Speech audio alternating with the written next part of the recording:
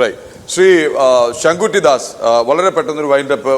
ധാരാളം മറുപടി പറയാനുള്ള പോയിന്റ്സ് ഉണ്ടെന്ന് എനിക്കറിയാം, എങ്കിലും സമയമില്ല. വളരെ പെട്ടെന്നൊരു ലാസ്റ്റ് വേർഡ് സമ്മിങ് അപ്പ്. നോക്കൂ, കഴിഞ്ഞ തവണ ഇടതുപക്ഷത്തിന്റെ പ്രതിനിധി സംസാരിച്ചു കഴിഞ്ഞപ്പോ ഇവിടെ പെട്ടെന്ന് ഇടിവെട്ടി മഴ പെയ്യുകയും കറണ്ട് പോവുകയും ചെയ്തു. അതുകൊണ്ട് കുറെ സമയത്തേക്ക് പിന്നെ എനിക്ക് ചർച്ചയിൽ ഇടപെടാൻ സാധിച്ചില്ല. നമുക്ക് അദ്ദേഹം പറയുന്നത് കേട്ടതൊന്നും ഇടതുപക്ഷ സർക്കാരും ഹൈക്കോടതിയും കൂടി സംയുക്തമായിട്ട് ഈ കുറ്റകൃത്യത്തിനെതിരെ ഒരു അന്വേഷണം നടത്തിയ ഒരു ഏജൻസിനെ അപ്പോയിന്റ് ചെയ്തിരിക്കുകയാണ്. അങ്ങനെയല്ല, ഇത് ഹൈക്കോടതി സ്വമേധ എടുത്ത കേസാണ്. ഇത് അയ്യപ്പ സംഘവുമായിട്ടൊന്നും യാതൊരു ബന്ധവുമില്ല. ഇവിടെ ഹൈക്കോടതിയുടെ അനുമതി ഇല്ലാതെ, സ്പെഷ്യൽ കമ്മീഷണർ അറിയാതെ ശബരിമലയിലെ സ്വർണ്ണ പണ്ടങ്ങൾ അനധികൃതമായിട്ട് ഒരുക്കാൻ വേണ്ടിയിട്ട് ചെന്നൈയിലേക്ക് കൊടുത്തയച്ചതുമായി ബന്ധപ്പെട്ട് സ്പെഷ്യൽ കമ്മീഷണർ കൊടുത്തിട്ടുള്ള റിപ്പോർട്ടിന്റെ മേലെ ഹൈക്കോടതി സുമോട്ടോ എടുത്തുള്ള കേസാണ് 9/9/2025. അതിൽ ഓരോ ദിവസത്തെ പ്രൊസീഡിങ്സുമായി ബന്ധപ്പെട്ടിട്ടാണ് ഓരോ വിവരങ്ങൾ പുറത്തു വന്നിട്ടുള്ളത്. ഇതിൽ ദേവസ്വം ബോർഡിനെ പൂർണ്ണമായും സംശയത്തിൽ നിർത്തിക്കൊണ്ടുള്ള വിധിയാണ് ഹൈക്കോടതിയുടെ ഭാഗത്ത് നിന്ന് ഉണ്ടായിട്ടുള്ളത്. ദേവസ്വം ബോർഡിന് ഏതെങ്കിലും നിലയിൽ ഇത് എന്താ പറയാ കുറ്റവിമുക്തരാക്കുന്നില്ല. കഴിഞ്ഞ ദിവസം വന്നിട്ടുള്ള ഇതിലെ ADGPയുടെ നേതൃത്വത്തിൽ അന്വേഷണ ഉത്തരവിട്ടുകൊണ്ടുള്ള വിധി എടുത്തു കഴിഞ്ഞാൽ ആ വിധിയിലെ 3ാമത്തെ പാരഗ്രാഫിൽ ബഹുമാനപ്പെട്ട ഹൈക്കോടതി പറയുന്നുണ്ട്, ഇത് ആദ്യം എക്സിക്യൂട്ടീവ് ഓഫീസർ ഇത് സ്വർണം പൂശണം എന്ന് പറയുന്ന സമയത്ത് ഗോൾഡ് ക്ലാഡഡ് എന്ന് പറഞ്ഞുകൊണ്ട് തന്നെയാണ് അപേക്ഷ സമർപ്പിച്ചത്.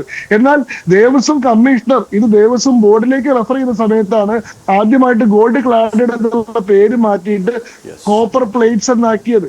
അതിനുശേഷം ദേവസ്വം കമ്മീഷണറുടെ അപേക്ഷ പരിഗണിച്ചുകൊണ്ട് ദേവസ്വം ബോർഡ് യോഗം ചേർന്ന് ഉത്തരവിറക്കിയ സമയത്താണ് ഇത് കോപ്പർ പ്ലേറ്റ്സ് ആണെന്ന് ആവർത്തിക്കുന്നത്.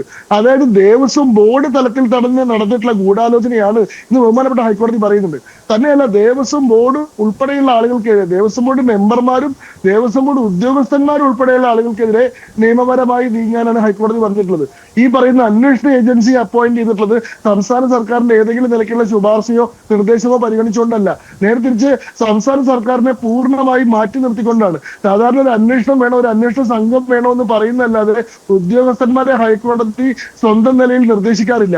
എന്നാൽ ഇവിടെ നോക്കൂ, ADGP H. വെങ്കടേഷ് മുതൽ ആ അന്വേഷണ സംഘത്തിലുള്ള SI ആയിട്ടുള്ള ആളെ പോലും ഹൈക്കോടതി സ്വന്തം നിലയിൽ നിർദ്ദേശിക്കുകയാണ് ചെയ്യുന്നത്. കാരണം സർക്കാരിന്റെ ഈ കാര്യത്തിൽ ഒരു നിലയ്ക്കും വിശ്വാസം ഇല്ലെന്ന് ഹൈക്കോടതി വ്യക്തമാക്കി കഴിഞ്ഞു. തന്നെയല്ല, ഇതുമായി ബന്ധപ്പെട്ട ഒരു വിവരങ്ങളും മറ്റാർക്കും കൈമാറരുതെന്നും ഹൈക്കോടതിക്ക് മാത്രം മുദ്രവെച്ച കടലാസിൽ മാത്രമേ കൈമാറാൻ പാടുള്ളൂ എന്നും ഓരോ 2 ആഴ്ച കൂടുമ്പോഴും ഹൈക്കോടതി അന്വേഷണത്തിന്റെ പുരോഗതി അറിയിക്കണം എന്നാണ് പറഞ്ഞിട്ടുള്ളത്.